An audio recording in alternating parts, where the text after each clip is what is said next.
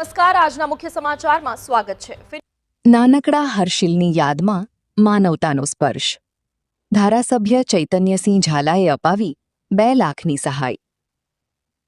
પાદરા વિધાનસભા મતવિસ્તારના હિંગલોટ ગામમાં 19 જુલાઈ 2025ના રોજ બનેલી કરુણ માર્ગ અકસ્માતની ઘટનામાં ધોરણ 4માં અભ્યાસ કરતા પરમાર હર્ષિલ છોટુભાઈનું દુઃખદ અવસાન થયું હતું।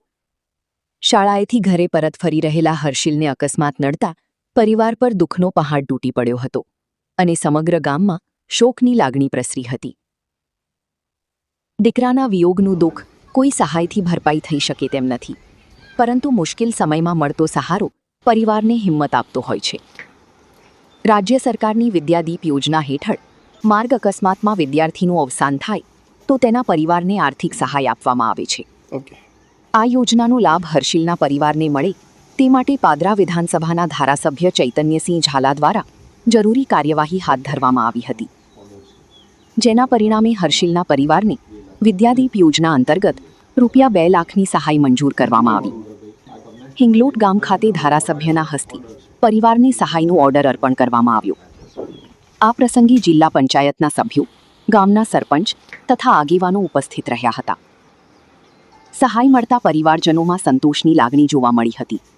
પરિવારે સરકાર તથા ધારાસભ્યનો આભાર વ્યક્ત કરતા કહ્યું કે આ સહાય દુઃખ ઓછું નહીં કરે, પરંતુ સંકટની ઘડીએ મળેલો માનવતાભર્યો સહારો જરૂર બનશે।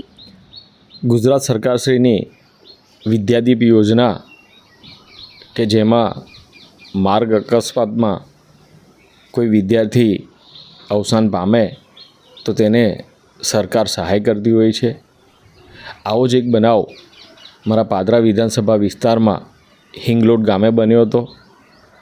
ગત વર્ષ 19/7/2025ના રોજ હિંગલોટ ગામે રહેતા હર્ષિલ કુમાર અમિતભાઈ પરમાર કે જેઓ ધોરણ 4માં અભ્યાસ કરતા હતા અને શાળાથી પરત ફરતા તેઓનો માર્ગ અકસ્માતમાં અવસાન થયું હતું।